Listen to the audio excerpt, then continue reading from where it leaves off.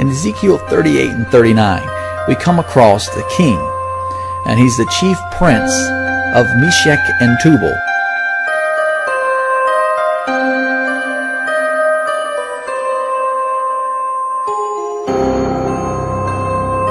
And what does he do in Ezekiel 38 and 39? Well, he gets a band together, a coalition of nations, and they go against Israel. And what happens? Well, God himself comes and fights for Israel. Israel doesn't defend itself at this point. God fights for Israel.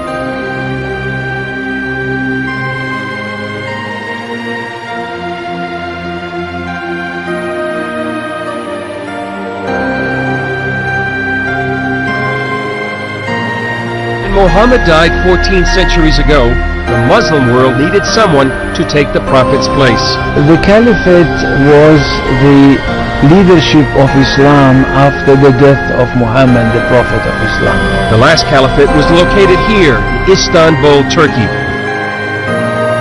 For 400 years, Istanbul and the Topkapi Palace behind me was the political center of the Muslim world.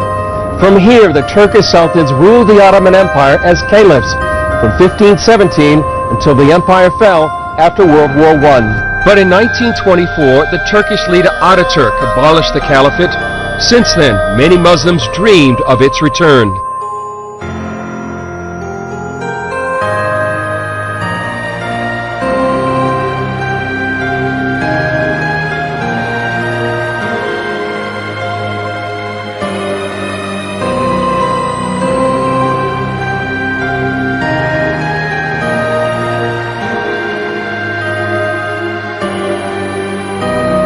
The major aim of the Caliphate is to rule the world, and this can be done under the leadership of one Caliph who he himself only can declare a holy war, a jihad. Some believe a restored caliphate will precede the Islamic Messiah. While they may disagree on tactics, many modern Islamic groups share the goal of restoring the caliphate. They include the Taliban, Al-Qaeda, Hamas, Hezbollah Tahrir, and the granddaddy of them all, the Muslim Brotherhood. Their goal remains to set up one world Islamic government. The Arab Spring consisted of countries that were once part of the Islamic Caliphate. The Arab Spring is driven by the Muslim Brotherhood. And the Muslim Brotherhood, their number one goal is to bring about the revival of the Islamic Caliphate. This caliphate was destroyed with the fall of the Ottoman Empire. And the head of this former caliphate, or the Ottoman Empire, was modern-day Turkey. In Revelation 17, when it says 5 are fallen, 5 previous empires, they're gone, they've fallen. One is, in John's day, that one was the Roman Empire, and the other is not yet come. But when it comes, it will continue a short while. Then that 7th will become the 8th. The 7th will suffer a fatal head wound and become the 8th empire. It will be revived again. We have seen the head wound that the Ottoman Empire suffered. It happened at the end of World War I. Now, through the Arab Spring and through the Muslim Brotherhood abroad, we are seeing the revival of the 7th empire. We are seeing the 8th empire that goeth into perdition.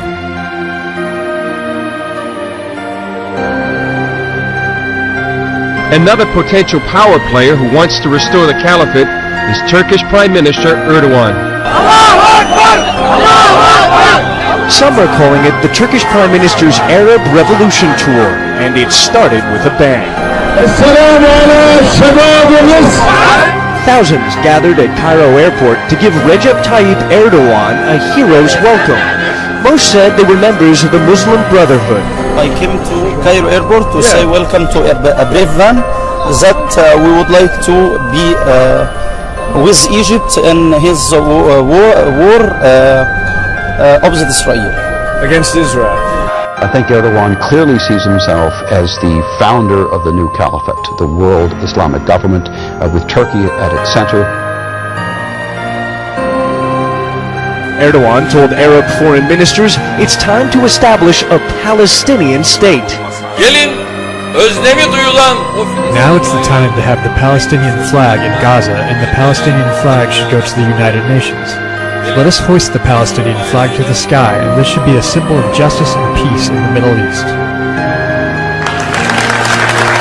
Erdogan will travel on to Tunisia and then Libya to declare his support for democracy in countries that also overthrew dictators. The man who has defined and transformed politics in Turkey for a decade clearly has ambitions to do the same in the broader Middle East. Despite the economic crisis across Europe, Turkey stands out as the second fastest growing economy in the world, right after China. Istanbul is booming, putting up new skyscrapers, planning a third bridge across the Bosphorus. They're even talking about building a new second Istanbul nearby. Thank you, President Barack Hussein Obama. This will be quite a legacy for you. And I'm not one of those who says he's not a Christian. All I know is that's between him and God. But what I do know is he has helped jumpstart a new Ottoman Empire and left our friend and ally Israel so vulnerable in this sea of radicalism that he has helped bring to the surface.